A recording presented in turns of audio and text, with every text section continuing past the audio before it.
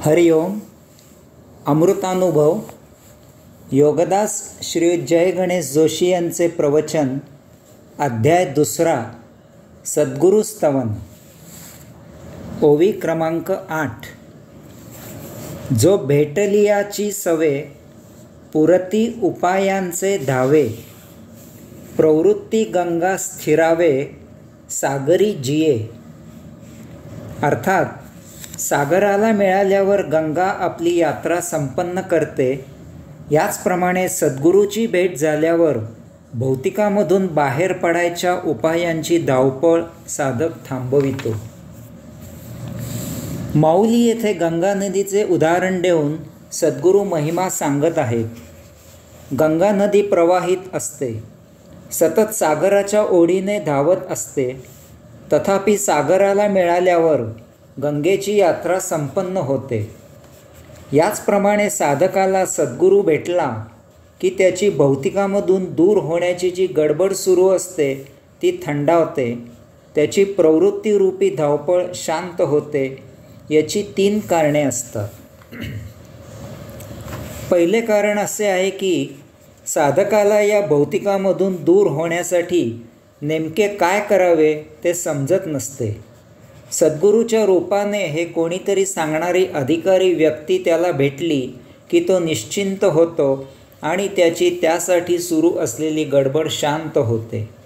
आता त्याची यावर उपाय शोधायची काळजी मिटते. दुसरे कारण असे आहे की एकदा सद्गुरूची भेट झाल्यावर साधकाला त्याचे स्वतःचे असे मत राहत नाही.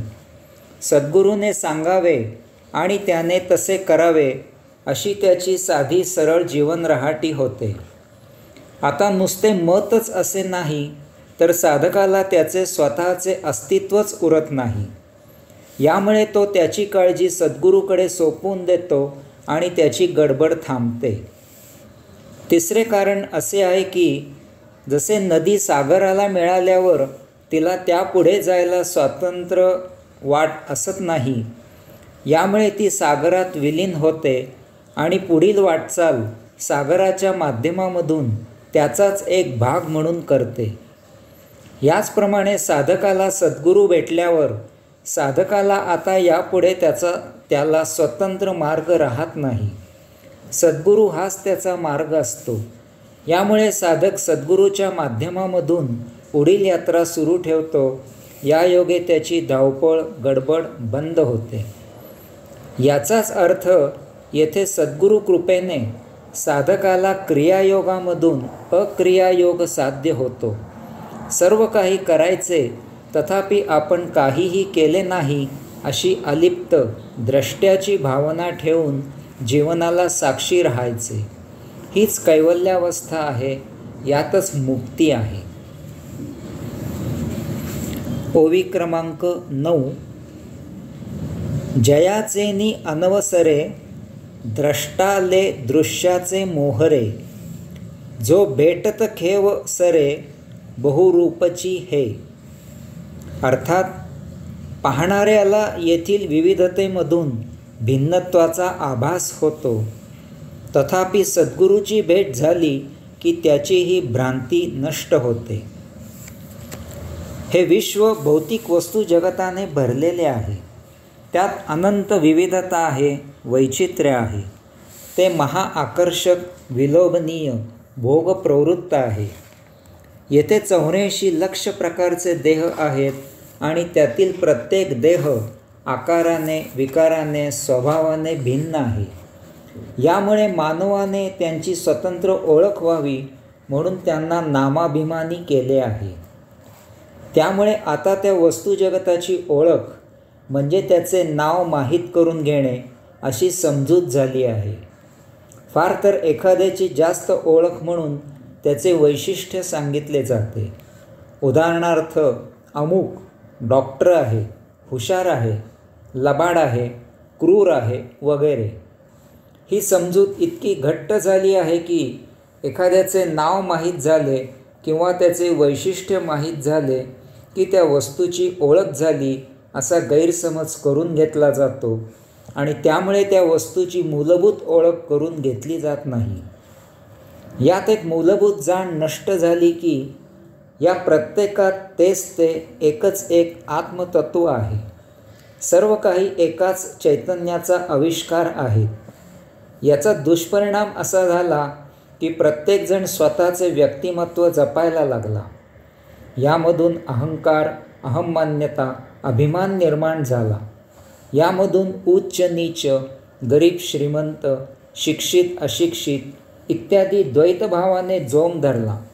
सर्वत्र दुफळी, भेद, दुस्वास इत्यादी कुभावना निर्माण झाल्या.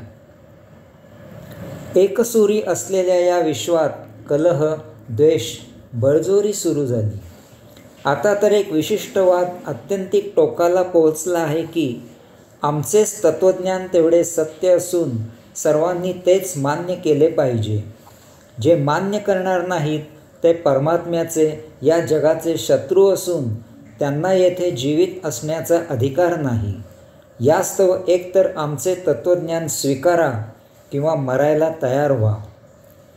तथापि माऊली सांगतात की सद्गुरूची भेट झाली की हे सर्व भ्रांतिदर्शन नष्ट होते.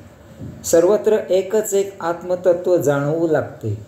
येथे लहान मोठा, मालक नोकर, विद्वान अडाणी वगैरे सर्व भेद नष्ट होतो.